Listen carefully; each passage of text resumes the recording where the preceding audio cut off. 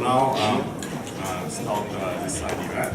At the outset, allow me to welcome you to this event, which is being organized by the Permanent Mission of Brazil, the Permanent Mission of Argentina, the Permanent Mission of the Kingdom of Morocco, with the Universal Rights Group, on the World Human Rights Forum in 3 steps from Brasilia-Marrakech-Buenos. Basically, the World Human Rights Forum it works for the promotion and protection of human rights as enshrined in the Universal Declarations of Human Rights and other human rights, international human rights treaties. The first edition of the World Human Rights Forum was held in Brasilia in 2013, and the second edition was held in Marrakech in 2014. And these 2 editions demonstrated that the World Human Rights Forum provides a unique space for world leaders, governments, and national human rights institutions, NGOs, in the field of human rights, academia, and international and regional organizations to discuss among major cross-cutting issues in the fields of human rights. So today, at today's event, the organizing country will brief participants on their experience, achievements, and challenges of the World Human Rights Forum. So we shall be viewing the videos for the Brasilia and Marrakech edition. But before viewing the videos, allow me to invite Excellency Ambassador Regina Maria Cordeiro Dunlop, Ambassador and Representative of Brazil to the United Nations, for some remarks. Ambassador, you have the floor. Thank you, Mr. Guajardo. Yes, correct? Your Excellency, Mr. Driss Yazan, President of the National Human Rights Council of Morocco, my dear friend Alberto Dalot, Permanent Representative of Argentina, and Mr. Ibrahim Salama, Distinguished Director of the Human Rights Treaties Division of the Office of the High Commissioner for Human Rights. Well, ladies and gentlemen, colleagues present here, I would like, first of all, to thank you very much for your presence. I know how heavy this month of March has been for all of us. The number of events and now final negotiations for resolutions and joint statements are all going on at the same time. So it is indeed very representative of your interest, the fact that you are here to listen a bit more about what has become one of the most important gatherings for human rights, which is the Human Rights World Forum. It has happened, as my dear friend, I'm going to say it again to pronounce it correctly, Guajardo, yes, Mr. Guajardo has said, it's held twice already. It was held in Brasilia in December 2013, and then in the following year, November 2014, in Marrakech. As you know, a Chinese saying says, an image is, more eloquent than 1,000 words. I would like to begin with a short video so that you can have the atmosphere and, a glimpse of what happened in Brasilia in 2013. Please. By different participants, because it is at the very core of the creation of the forum, how we mobilize societies to come and participate in these numbers. The initiative is fundamentally the creation of, creating the opportunity of a locus for public debate on human rights, with a focus, of course, on developments, what we have achieved already, but also still discussing the challenges that remain. It seeks to foster respect for diversity. You saw it in the film, it's evident. Promote social participation, contribute to reduce inequalities, and fight against threats and violations of human rights.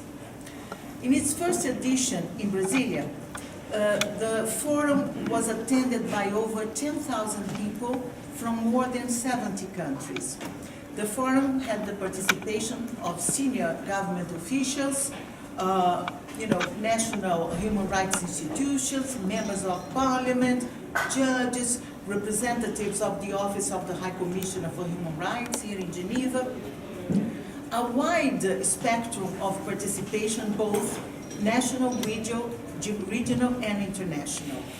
And for you just to have an idea of how it begins, in the film, in the short video that we've just shown you, there is a lady that is addressing the population, addressing local organizations and national organizations to come and participate. So those organizations who respond to this invitation, their representatives form an organizing committee and different commissions in different states. And I would like for you to have an idea to see how this networking has, an immense and varied capillarity, reaching not only, we begin with the international organizations on top of the list, followed by national organizations, but then state by state in Brazil. Bigger states, more organizations. Smaller states, you'll see there are just 2 or 3 organizations. But the thing is that the mobilization, it starts locally in response to this invitation that is addressed by the Secretariat for Human Rights, which is, directly linked to the Presidents of the Republic. So this call for bringing suggestions, for participating in the infrastructure organization, in the communication with the media, is, gets more and more volume. You see that state by state, the number of associations. I think it is due to their engagement and commitment that we were able to bring 10,000 people to Brasilia in 2013. All these, organizations did their part, either, helping write in different short, communications, how people could, get food, the right hotel, and also through the networking with other organizations, regionally and internationally. Well, the forum was in fact conceived to bring people and organizations in conferences, thematic debates, and self-organized activities. So after, listening and receiving inputs from all those who, responded to this national call, we ended up with a program which in very basic lines I'll show you, which deals with 3 big themes, which are the conferences, and then under each conference we have debates. And the organization committee, with the representatives of all those who responded to the national call, they suggest names as to who could be invited to be guests and speak for the forum. They also suggest themes for the conference and also for the debates. And I would like to go through, and you see the first one, the first theme, the first conference dealt with the fight for human rights. And as we go down, we see different debates all associated to the fight for human rights. Then the second conference, there were 9 debates in the end, 3 conferences and 9 debates. The second conference dealt with universalization, the universalization of human rights, and 3 debates as well. You go down, Rafael, please. And the last conference and the last core of the forum was transversality and the importance of having human rights, permeating all spectrum of national policies in different countries, of course, according to different situations. Well, we also saw in the video that we had very important national and international personalities in the social and the human rights fields. And I am very, very honored to say that our president herself was there to show just how important it is for Brazil, but also to confer 21 awards for those who excelled in many different areas of human rights. We also counted on the presence of ex-President Lula and many other high-level authorities. And we are indeed very pleased to see this idea, to witness this initiative flourish and expand. And we also participated very actively in the following forum, which took place in Marrakech last year. And the head of our delegation was our Minister for Human Rights in Brazil. And building on the successful experience of the World Forum for Human Rights in Brasilia and in Marrakech, we would like to highlight 2 points to finish my presentation. The first one is continuity.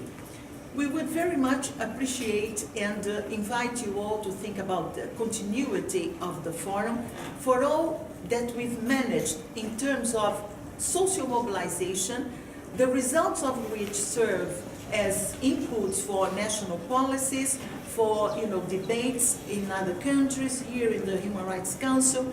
It has a resonance that goes beyond the national level. So this continuity is a very important aspect. The second one for us is that we deal with diversity, and it is a focus for us that there must be respect for diversity and human dignity. And if we want to achieve progress in human rights, everybody has to be on board. As King Mohammed VI of Morocco very well captured this view and very well used it in his opening address to the Marrakech Forum, when he said that the universality of human rights is enriched and gains greater legitimacy when it is articulated with the cultural diversity of mankind. So we look forward to the next editions. We commend Morocco for taking the initiative and holding very successfully the second edition of the forum. And we look forward to Argentina and other countries taking this initiative forward. I thank you very much.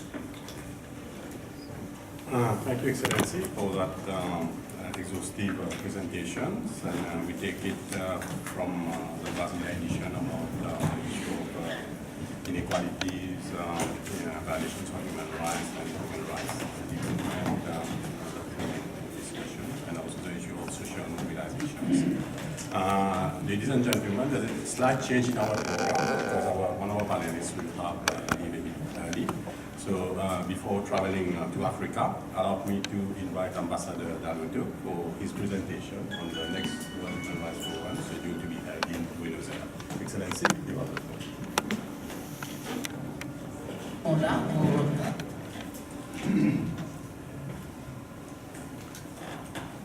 Thank you very much.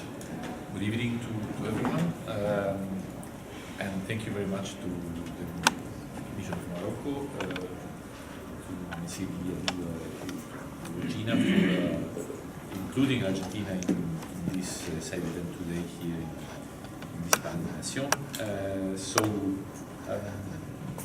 We have always been, of course, as you know, since the Secretariat for Human Rights of the Presidency of Brazil launched this initiative to organize the first World Human Rights Forum. Argentina has strongly supported this event that took place 20 years after that very important event that was the Vienna World Conference on Human Rights in 1993.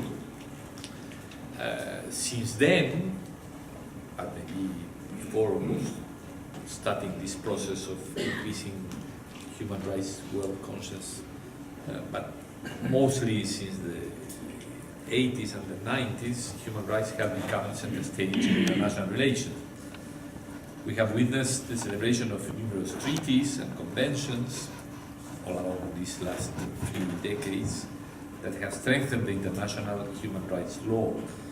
The international system for the protection of fundamental human rights has been strengthened and renewed through the creation, mostly, of the Human Rights Council in 2006, and the establishment of the Universal Periodic Review Mechanism and the implementation of numerous special procedures have become very important milestones in the development of the human rights system of protection. As for us, Argentina, we have also seen important institutional developments in this field in recent years. Of course, it's a region of democracy, but especially after 2003, the process of memory, truth, justice, and reparation was consolidated.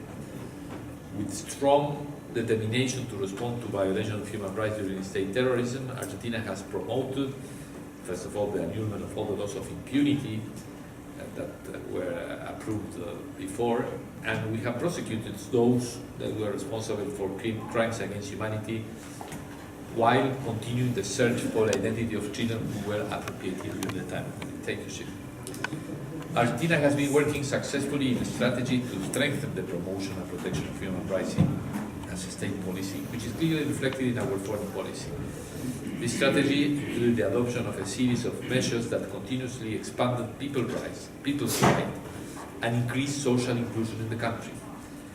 Among the most significant of those measures, it must be highlighted the adoption of the following laws: the same-sex marriage law, the law creating the National Program of Comprehensive Sex Education, the law for the eradication of violence against women, the law on the protection of mental health, the law on gender identity, and the migration law. The implementation of this package of measures and policies put Argentina in some kind of avant-garde of many aspects of the human rights discourse at the international level. Although we know that new difficulties and challenges lie ahead, we believe we can bring the experience of our country to the international community and share with other countries our best practices and lessons learned. It's in this spirit that Argentina has expressed its willingness to host a new edition of the World Human Rights Forum that will take place in the near future. As you know, we were actively involved in the preparation and in the development of the two World Human Rights Fora. Today, I would like to share just some, to be brief, some thoughts on our participation and contribution to these two events. Of the broad participation of the Argentine delegation in Brasilia, I would like to highlight the panel on memory for the future, which was proposed as a space for dissemination and discussion of the concepts of memory, truth, and justice as fundamental pillars in the building of democratic culture. And the communication for the future panel, in which the discussion focused on the Argentine experience in the democratization of communication as a basis for building inclusive future scenarios for society as a whole. The latter panel also gave an opportunity to share the reflections and social debate which were crystallized in the new Audiovisual Communication Services Act that was approved by Argentina 4 years ago. In Marrakech, our country was represented by a large interdisciplinary delegation headed by the Secretary of Human Rights, Mr. Fresneda, and the Attorney General of Argentina, Mr. Uña, representatives of the legislative and executive branches and civil society organizations, participated in a series of events among which I recall the Fora on Transitional Justice, the panel on combating gender violence, which focused on public policies against gender violence, human trafficking, and the female quota law. And finally, the panel of human rights and business, where Argentina policies to foster decent work were presented. I would like also to mention the panel on access to justice, in which we shared the efforts of Argentina to bring justice to the poorest neighborhoods and therefore fulfill one of the basic rights, such as the access to justice. The panel of migration dynamics at the junction of experience and perspective, in which was presented the paradigm shift that was implemented by the new legislation that guarantees the right to migrate and places the migrant at the heart of our public policies. Additionally, it was also described what we call the Patria Grande program that allowed the regularization of thousands of citizens of neighboring countries living now in Argentina. Finally, the panel's social solidarity and environmental economy was the opportunity to share our policies supporting cooperatives and the so-called workers' self-management companies. In conclusion, as it resulted clear throughout the intervention and contributions of all countries involved, both the first edition of the World Human Rights Forum held in Brasilia in 2013 and the second edition in Marrakech in 2014 have shown that these fora provide what we believe is a unique space for open, democratic and public debate on the experiences, achievements and challenges of human rights in the world today. And they both put emphasis on the respect for differences, social participation, the struggle against inequalities and all violations of human rights. Therefore, we are convinced that we must work together to give this event the necessary continuity in time to achieve a greater visibility and ensure that the results obtained are as widely shared as possible. So I thank you very much for allowing our participation in this event. Thank you, Excellency, and we look forward to the Buenos Aires edition of the World Human Rights Forum. Which you have you made in your presentation. So actually, there's also within the Human Rights Council. So we are sure that the next edition will be followed closely by all stakeholders of human rights. We shall now move to the next segment of the Marrakech edition of the World Human Rights Forum. So we shall play the film first and then His Excellency Brasilia-Marrakech for some remarks on this.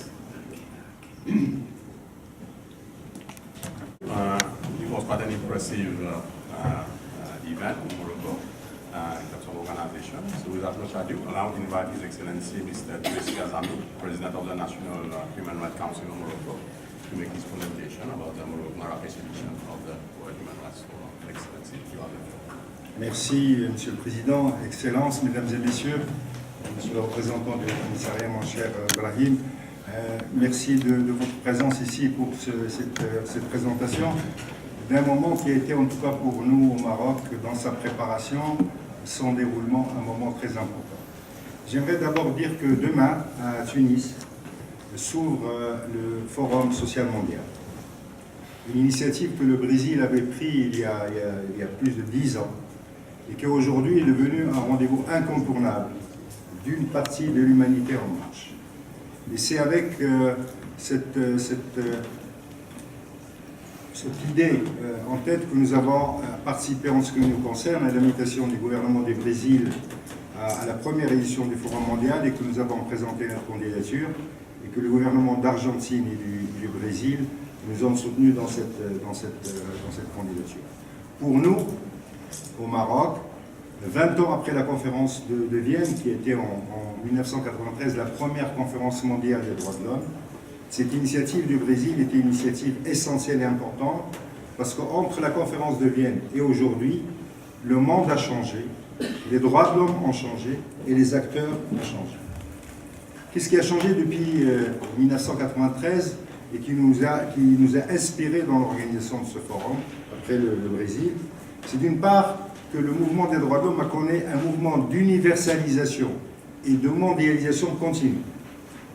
Entre 1993 et aujourd'hui, les droits de l'homme sont devenus une donnée incontournable des relations internationales et sont devenus aussi une donnée incontournable dans la vie de chaque nation. Plus personne aujourd'hui, plus aucun gouvernement, plus aucune institution internationale, quelle que soit, ne peut ignorer la question des droits de l'homme. Et dans ce mouvement d'universalisation, les pays du Sud sont devenus progressivement des pays et des acteurs à part entière. Ce ne sont plus simplement des consommateurs d'idées, de principes, de textes qui ont été élaborés ailleurs, mais sont devenus, à leur manière, des acteurs à part entière. La deuxième idée, c'est que depuis Vienne, le droit international des droits de l'homme et le droit international humanitaire a connu une expansion continue, un développement permanent, et qui a été accompagné par une extension importante du système des Nations Unies.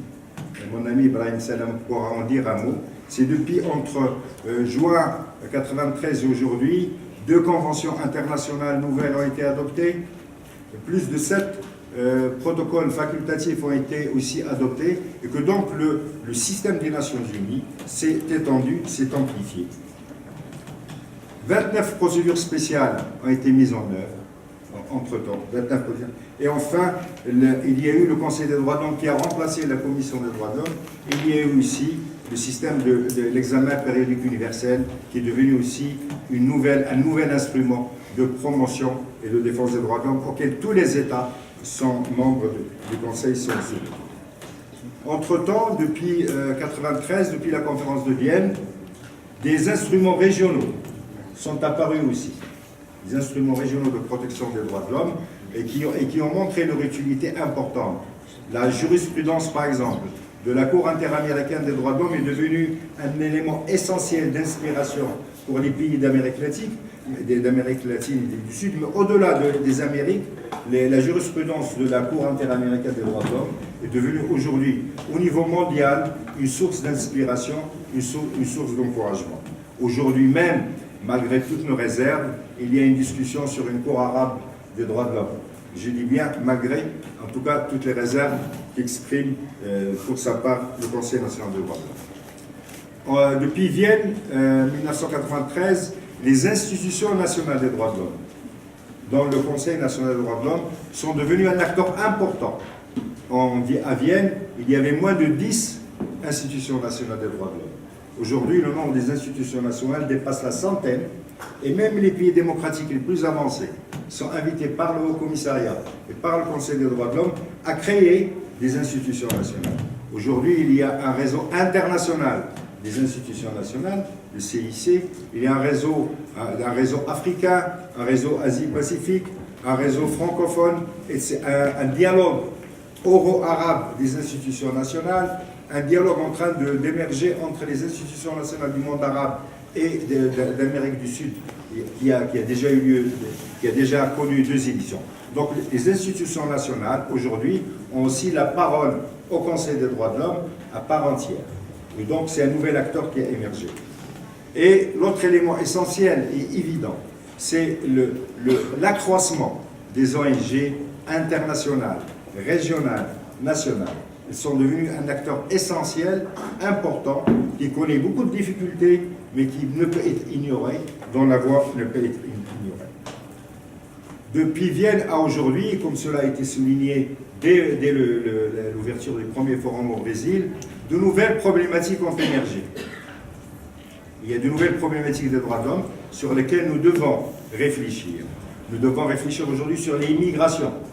Il y a encore une vingtaine d'années, l'immigration était une question qui se posait dans les pays du Nord. Et nous, les pays du Sud, nous étions des exportateurs d'immigration.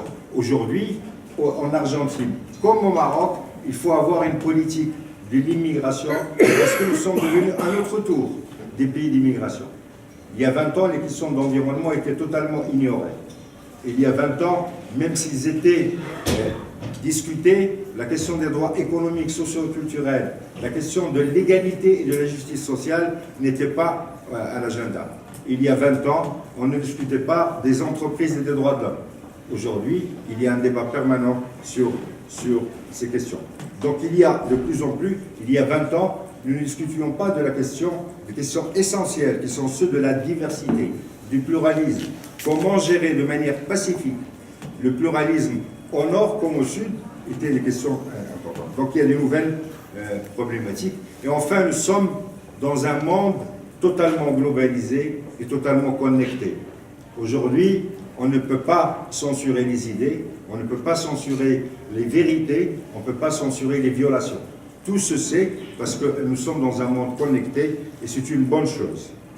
Donc c'est avec cette réflexion sur ce qui s'est passé depuis Vienne que nous avons organisé après le Brésil et inspiré par le Brésil cette deuxième édition qui a été au niveau du format,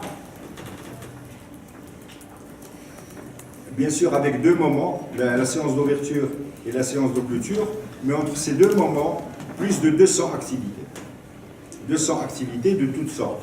Il y avait des forums thématiques, des forums autogérés organisés par les ONG qui voulaient le faire, des activités culturelles, des activités musicales, l'exposition dont vous avez faite, dont vous avez une partie ici au rez-de-chaussée, etc., avec aussi une diversité, comme Madame l'ambassadeur souligner, des acteurs, des parties prenantes présentes.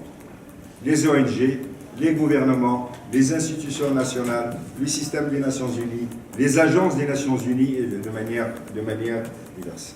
Nous sommes sortis avec plus de 50 déclarations adoptées, discutées, qui constituent aujourd'hui, pour les divers réseaux qui se sont rencontrés, qui ne se rencontraient pas, qui constituent des feuilles de route. Après le livre mémoire du Forum de Brasilia, nous sommes en train de finaliser dans ces 3 semaines qui viennent le livre mémoire de Marrakech, et ces déclarations adoptées par les diverses forats qui se sont réunis à Marrakech vont être publiées. Nous avons voulu, mesdames et messieurs, un forum utile. Un forum utile d'abord au niveau international. Vous savez que nous sommes aujourd'hui, 2015 est une année en termes des droits de l'homme essentielle, puisqu'il y a 3 grands rendez-vous. Le premier rendez-vous est le processus d'évaluation de Beijing +20. Il y a 20 ans, les nations du monde se s'étaient rencontrées à Beijing et avaient, sur la question de l'égalité homme-femme, posé un certain nombre d'objectifs. Nous sommes dans le processus d'évaluation des acquis, mais aussi des immenses manques et défis qui restent encore. Et donc, nous voulions que ce forum de Marrakech puisse participer à la réflexion et à ce processus, puisque en septembre 2015, devant nous, il y a ce processus avec une conférence des chefs d'État à New York et l'adoption d'un nouvel agenda pour l'égalité homme-femme. Dans notre pays, dans notre région, dans toutes les sociétés du monde, la question des inégalités contre les femmes, des discriminations contre les femmes, constitue encore un enjeu essentiel. Le deuxième grand rendez-vous de cette année, c'est en décembre 2015 à Paris, la COP 21, la grande rencontre sur l'environnement. Nous savons que le Maroc va abriter en 2016 la COP 22, mais déjà pour la COP 21, il y a des enjeux importants qui sont en train de se jouer en ce moment même.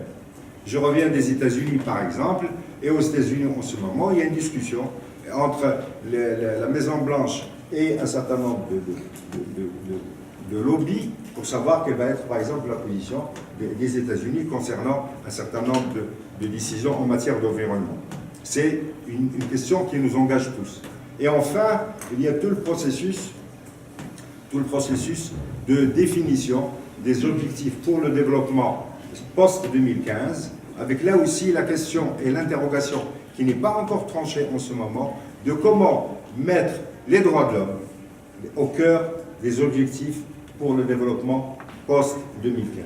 Donc, nous semble-t-il, cela ne veut pas dire qu'il n'y a pas d'autres enjeux, mais l'idée c'était que ce forum, que les ONG, les institutions nationales, les gouvernements puissent prendre conscience de l'importance de ces 3 grands rendez-vous pour 2015 et voir comment on peut les orienter dans une plus grande prise en compte des droits de l'homme. L'autre idée, c'était aussi la volonté du Brésil, et nous l'avons en partie réussi, je pense, au Maroc, c'était de faire un forum utile pour nous, puisque nous avons encore des combats, nous avons encore des défis au Maroc, et de ce point de vue, il y a au moins 3 acquis.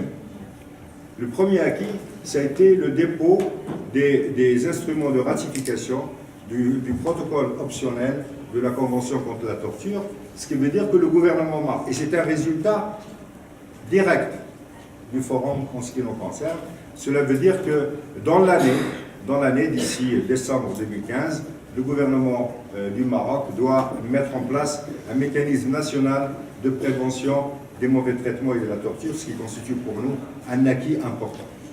Deuxième élément, ça a été, dans le discours royal à l'ouverture, appeler la société marocaine à approfondir le débat public et pluraliste sur l'abolition de la peine de mort.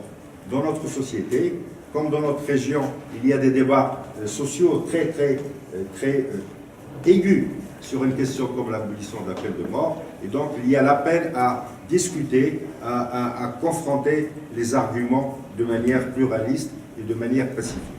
Et enfin, l'annonce de l'installation durant cette année de l'autorité pour la parité et la lutte contre toutes les formes de discrimination, Cette autorité pour la parité est inscrite dans la constitution marocaine à son article 19 et elle est essentielle, en tout cas pour le combat qui est le nôtre, pour plus d'égalité et la parité hommes-femmes dans notre pays. Mesdames et messieurs, je vais arrêter là en disant simplement que, comme M. l'ambassadeur d'Argentine et Mme l'ambassadrice l'ont déjà déclaré, nous avons besoin de plus en plus d'espace pluraliste de discussion. Il y a déjà un certain nombre d'espaces, comme par exemple le Conseil des droits de l'homme ou l'ensemble des instances des Nations Unies, mais aujourd'hui la question d'une nouvelle vision de l'universalisme est en discussion dans toutes les sociétés. Et l'idée n'est pas d'amoindrir l'universalisme, ni de le remettre en cause. Mais l'idée qui est posée dans toutes les sociétés, c'est comment enrichir cet universalisme. Comment imaginer un universalisme aux couleurs du monde, qui reflète la diversité du monde. C'est cette question qui me semble en débat, en discussion. Et il y a certains qui ont une réponse à cela. C'est la négation de l'universalisme, la négation de l'universalisme et de la culture de l'humanité par la bombe, les assassinats, l'extrémisme. Il y a la voie que vous avez choisie, que nous choisissons tous, qui est celle des droits de l'homme et de l'universel, qui doit être en permanence enrichie, qui doit être en permanence élargie, qui doit prendre en compte ce que nous avons appris, en tout cas de nos amis brésiliens, l'inclusion de tous les acteurs, du maximum d'acteurs. Les droits de l'homme ne doivent pas être simplement l'apanage et l'exclusivité des experts, il en faut, des universitaires, il en faut, des institutions nationales, il en faut, des ministères des droits de l'homme, il en faut, mais elle doit devenir une question sociale avec le plus grand nombre des acteurs. Je crois que c'est cette voie que nos amis brésiliens ont ouvert. Je vous remercie. Merci beaucoup, Monsieur le Président.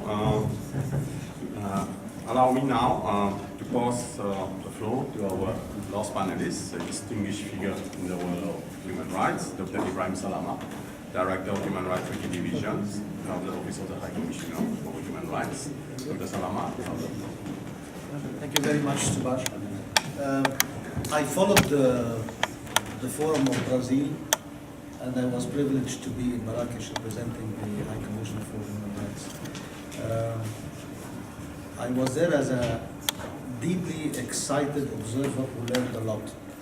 And the first question that came to my mind when I was there, those are really exactly my notes since Marrakech, was how many policy makers were there to really benefit from this policy. I thought that if I was a governmental policy maker, I really need to be in the middle of this, because it was so rich and so rare. I felt that it was an amazing energy. I felt it was something very long overdue. I felt it was human rights replaced in the largest context, which is culture, which is art, which is the popular movement. I was wondering with Ambassador just before the I didn't get the full answer. What was the real political dynamics for the idea of the first forum? Was it the situation with America? Is it larger, the unease, the unrest of people's feeling at large that has manifested itself in North Africa and the MENA region, for instance?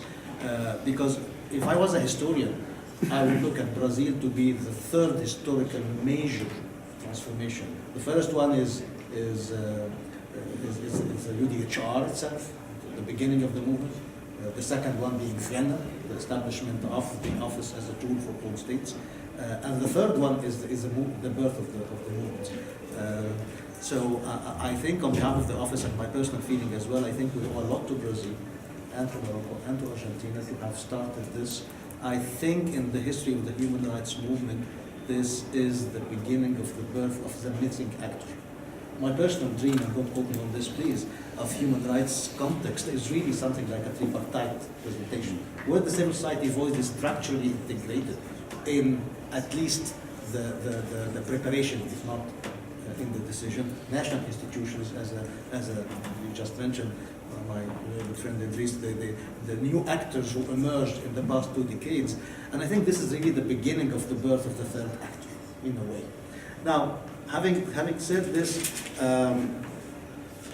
I will try to look at it from an operator point of view to see what have been achieved and what is the potential that remains to be tapped into, and end up on some concrete proposals. As I said, I was very excited to be there in this ocean of real human suffering and human energy and human aspirations. It was really fantastic. You cannot even see it through the videos. One has to be there.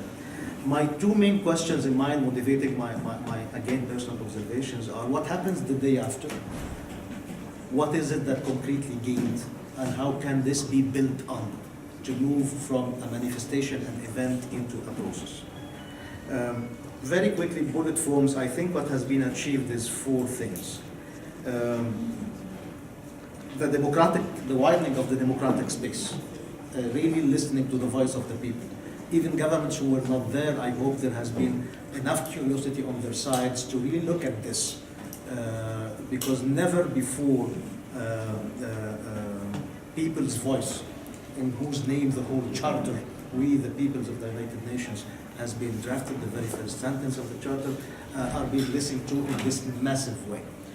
So that's undoubtedly the first gain. The second one is the networking. It was an amazing opportunity for networking. At times I was asking myself about the absorption capacity.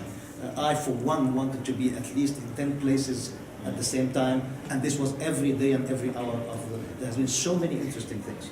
The third thing is the awareness raising, of course, because the movement of the people is not only what their claims, but it's also the perception by others about the seriousness of these claims. So these are all excellent. But what about the other 3-4 elements that I call the potential to be tapped into the future? I think the first element that could be considered to be enhanced is the institutional elements, the relationship between the different forums. How to achieve an incremental, how can a forum lead to something to the other, and I come back to this in the proposal section in a minute. So the institutional element was Brasilia, for instance, and this is an element maybe for a further comment from you, Ambassador. Was it an isolated event? Did it integrate in mind a future development of the same event? Same question to Morocco. Is the relation with Argentina event substantive, and from Argentina onwards, what will happen and how and why? Is the civil society involved in all of this? And if not, how can this be achieved? You cannot develop human rights civil society forums without the civil society thinking about the strategy as well. All these are questions on the institutional side, which I think remain a huge potential. The second thing that I think is missing, and not by any means an easy thing to achieve, but it's not either, nevertheless impossible. How could the civil society go beyond advocacy to suggesting concrete policies and solutions? Advocacy is absolutely respectable, it's absolutely necessary and fundamental, but it's also elementary in the sense of political maturity. Civil society, with all the expansion of the human rights architecture, with technology, with internet, with education, is now in a position to really contribute thoughts. And this was just mentioning a large number of declarations. That I'll give a specific example with one of them, which is the Rabat Plan of Action on combating hate speech, in a second again. So this element, how could it be achieved? The example I have in mind here in Marrakech was that the civil society, the Arab civil society to start with, and I hope they will move from that into a cross-regional civil society, in one of the events and one of the statements and declarations that Idris mentioned, decided in Marrakech the establishment of an Arab civil society to combat incitement to hate. Basically to monitor, denounce, and remedy hate speech. God knows how much in the Arab world now, because of all what we see, extremism and conflict and states facing existential challenges, that incitement to hate has really become a structured tool of conflict and even of war.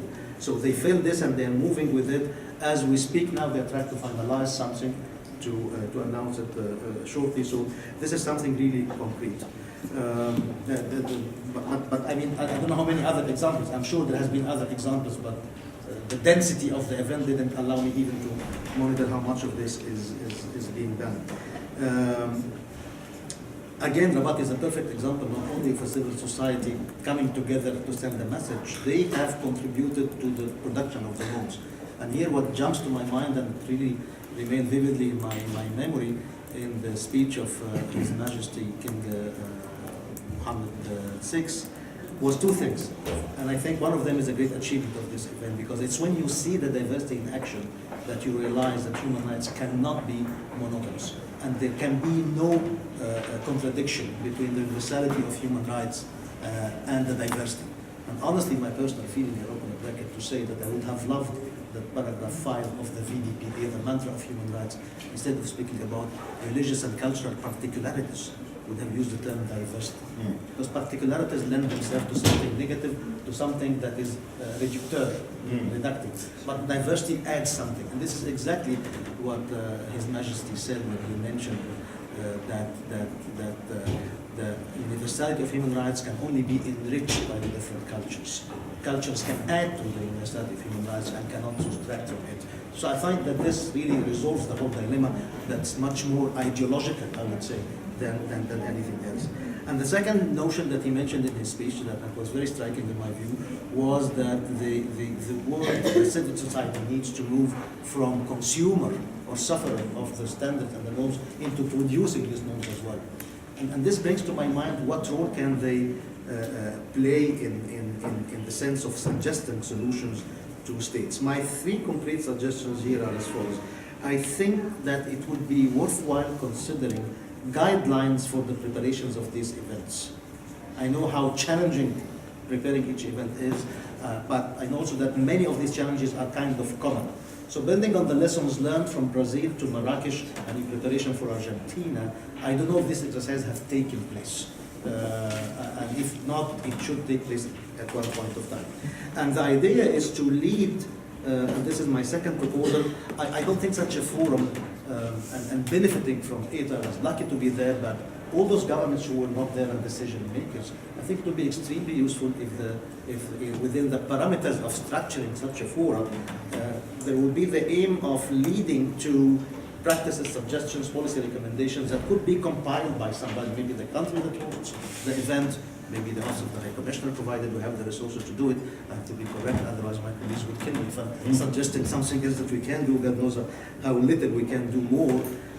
But it's something that needs to be done. If only the methodology of the events and of the programming and of the interaction within future forums can lend itself that each and every event has some template to fill and lead to some policy making, legislative changes, suggestions, good practices by the civil society, or what they think to be good practice, that would be great to compile. And this in itself could help the Human Rights Council to be at least informed, to receive at least a compilation of thoughts analytically and thematically clustered in such a way that help and inform the discussions of governments. I'm sure governments will find it extremely enriching. My third point is the need potentially for thematic networks to be structured to work intercessionary. When I say intercessionary, I mean between a forum and another.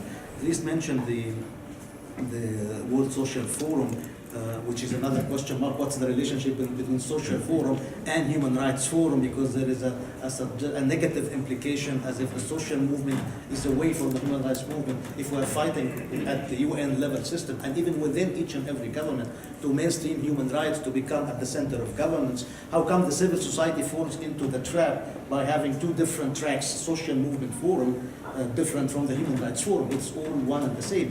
Unless social and development policies are grounded on human rights, they miss a lot. So I'm just exaggerating the apprehension. I'm just sharing a personal reflection here to say that the interlinkages and the interconnections between the forums at the civil society level, and on the other hand, between the forums and the intergovernmental debates, is slightly missing, which is very normal in the beginning. The forum, at least in Marrakech, gave me the impression of, you know, a river at the sources around Victoria Lake when it's really rough with the river. Then after that, it started to take different channels. I think we don't need to do any effort, Ambassador, to mobilize the civil society. It's suffering enough and mobilized enough. What it needs is the expertise and the support of governments in order to channel this energy where it can remain, where it cannot have an incremental impact. I'm really optimistic about the future of this initiative. I would just hope that states in their struggle to be more informed about it. And lastly, I think it brought to my mind the difference between the proliferation of instruments and initiatives on one hand, which is negative, and the second one is the expansion of protection. And what makes a proliferation become an expansion of the protection is the synergy, nothing more. So if there's only one word of personal reflection that needs to be considered for the future of forums, that is it, synergy. Thank you. Thank you, Dr. Salama, for this wise and also practical insights on the World Human Rights Forum and how also suggestion on how its output could be fed in other processes. And I agree with you, what made the uniqueness of the World Human Rights Forum, where it was myself, the representative of civil society, having participated in the Marrakech event.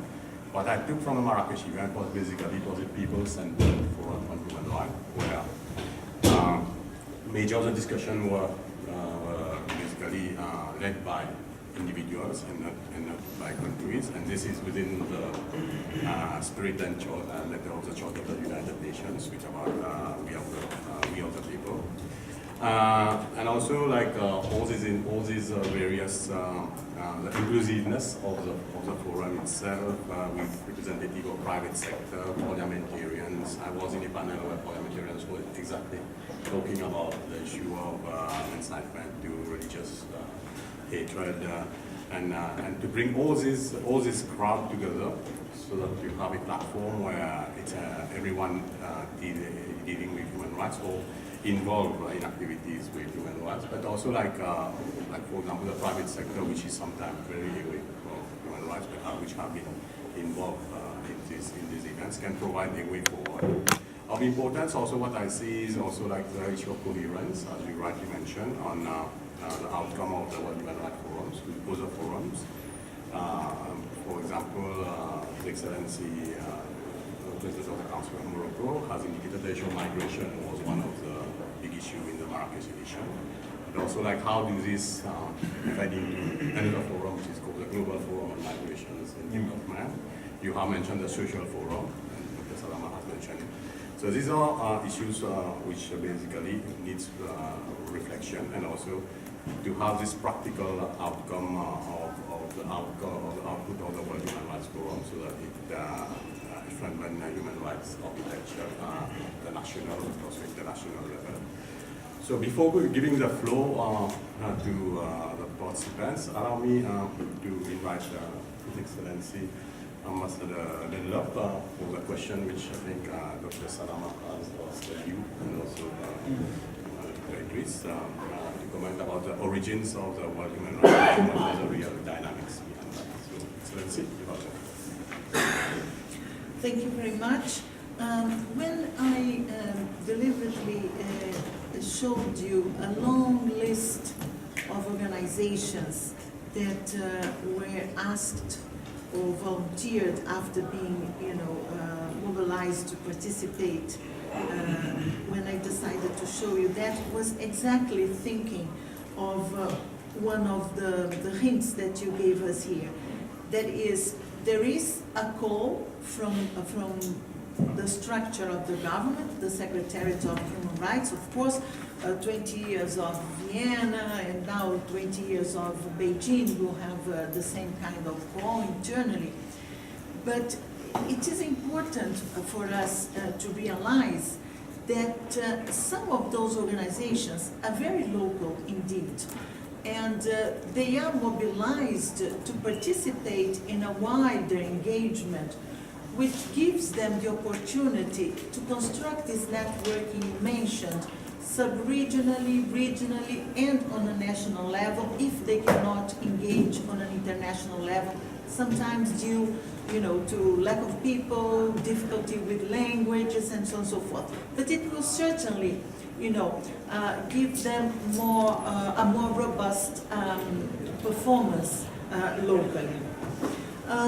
To go very quickly through the points you mentioned, of course, and I said it in my presentation, that the whole idea is to provide a locus for a public debate. And by public, I don't mean government. Civil society is also public in the sense that they participate in public policies by not only advocacy, but in Brazil, they belong to councils that effectively work with the government and alongside the government, bringing in requests from the society and providing inputs for public policies, as you suggested, as an outcome of this, a concrete outcome of this forum. The relation, and then you moved on to networking, which I have already mentioned.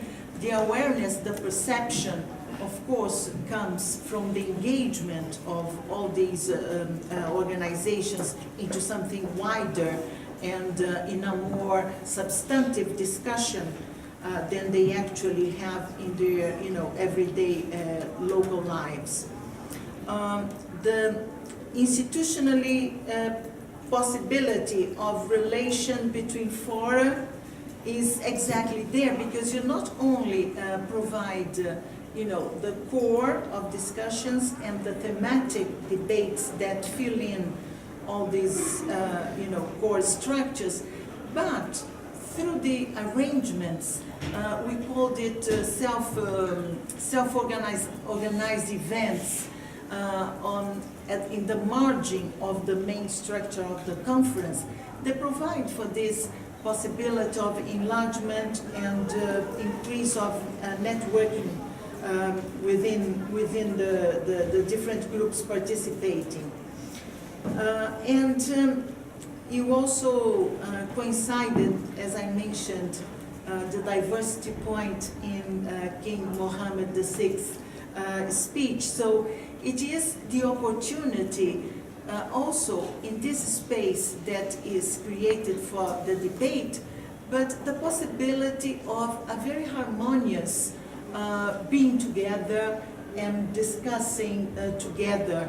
So it is more than just getting to know, but experiencing respect for diversity and being able to respect diversity on the others. I particularly appreciated one comment you made, that civil society should move from sufferer to mover. And to a certain extent, I think we have both.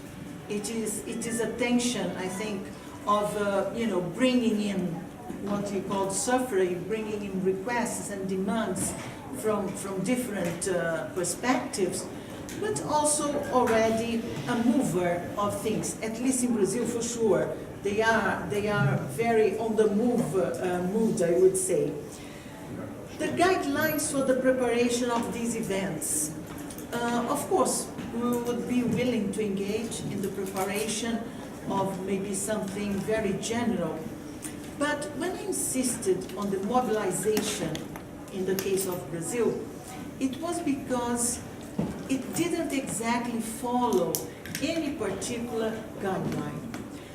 There was a call from the Secretariat for Human Rights, that came down through regional and then sub-regional to local and all sorts of organizations to engage, to get to know what was going to happen, to bring in suggestions, to bring people that could be interested on the occasion, to bring their local manifestations of culture and the bands, the dances that sometimes, we are a very big country and not necessarily the people from Rio are well aware of the dances and the songs that are sang, for example, by the women when they work in their handicrafts, in their daily work in other parts of Brazil. So this is all put together and diverse comes in again,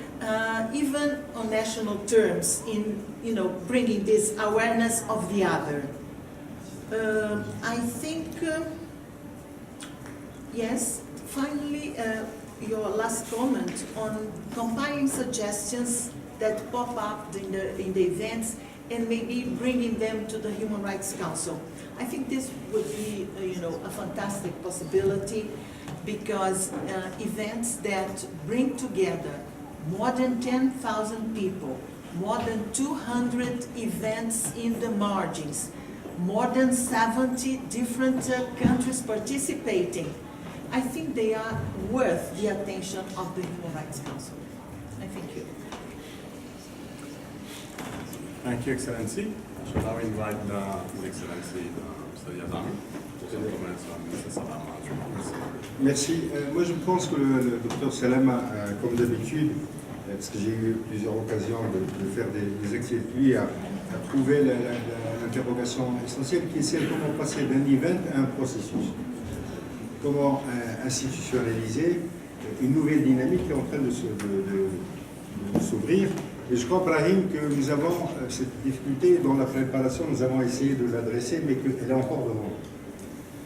Parce que la question, c'est comment garder la diversité des parties prenantes, gouvernement, agence des Nations Unies, Haut Commissariat aux droits de l'homme, procédure spéciale, société civile, et NDH, et aussi le patronat. Par exemple, le patronat était là pour discuter l'atelier, pour prendre un exemple, l'atelier qu'il y avait sur Business and Human Rights, il y avait le patronat, il y avait le Conseil des droits de l'homme, il y avait des ONG, il y avait les syndicats, et les INDH. Et donc, trouver, disons, déjà un discours commun sous l'angle de la nouvelle réflexion sur Business and Human Rights qui est en train d'émerger, c'était compliqué.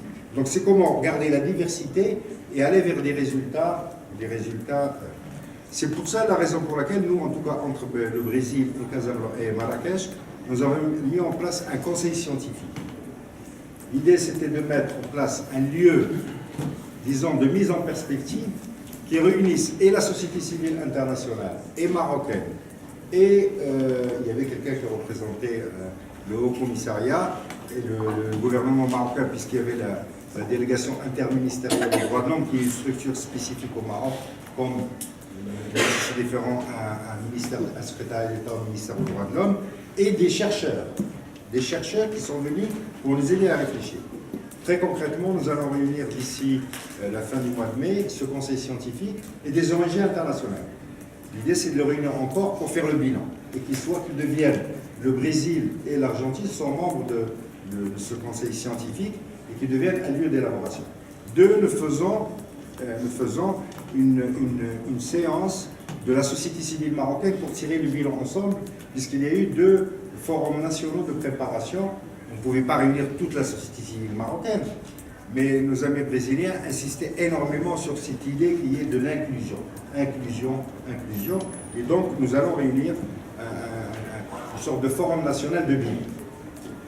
3, pour nous, il y a déjà des actions. Cette idée de networking entre les grands moments, elle est déjà, par exemple, modestement, en train de se faire en ce moment sur la commission, la CSW à New York, avec des events conjoints entre des associations qui se passent en ce moment même à New York, la semaine dernière encore, ou par exemple pour la préparation de la COP 21 à Paris, décembre 2015.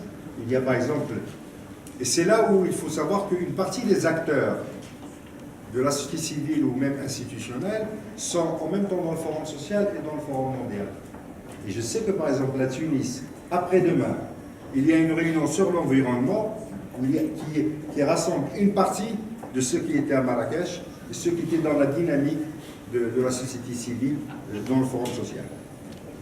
Alors, la question maintenant, c'est est-ce qu'il faut une déclaration finale pour aller vers cette politique incrémentale ou laisser cette diversité? Honnêtement, nous avons beaucoup hésité à Marrakech, puisque la tradition, c'est qu'il y a les débats et on met en place un comité de rédaction parallèle qui prépare déjà au milieu des débats les conclusions. C'est un peu les grandes conférences internationales. Et sérieusement, en tout cas en ce qui concerne le Conseil national des droits de l'homme, on s'est opposé à cette démarche. À cette étape d'une dynamique naissante, il nous a semblé que, quelle que soit l'intelligence du groupe de rédaction, il allait trahir un peu la diversité de l'initiative. Et c'est pour ça que l'idée que, avec le livre mémoire publié par le Brésil, et le livre mémoire que nous allons publier avec toutes les déclarations, quelles qu'elles soient, il y a matière à voir comment on peut avancer. C'est-à-dire que l'idée, c'est de garder encore une dynamique de diversité, même si, dans un premier temps, nous allons perdre en effectivité, par exemple. C'est ce que je voulais un peu dire, mais les questions essentielles, et c'est celles qui sont posées, c'est comment passer d'un événement à un processus, et comment donner à cet événement une capacité d'influencer et les agendas nationaux, régionaux et internationaux des droits de l'homme, y compris au niveau institutionnel. Merci. Merci beaucoup, Monsieur le Président. I shall now open the floor for any questions and remarks.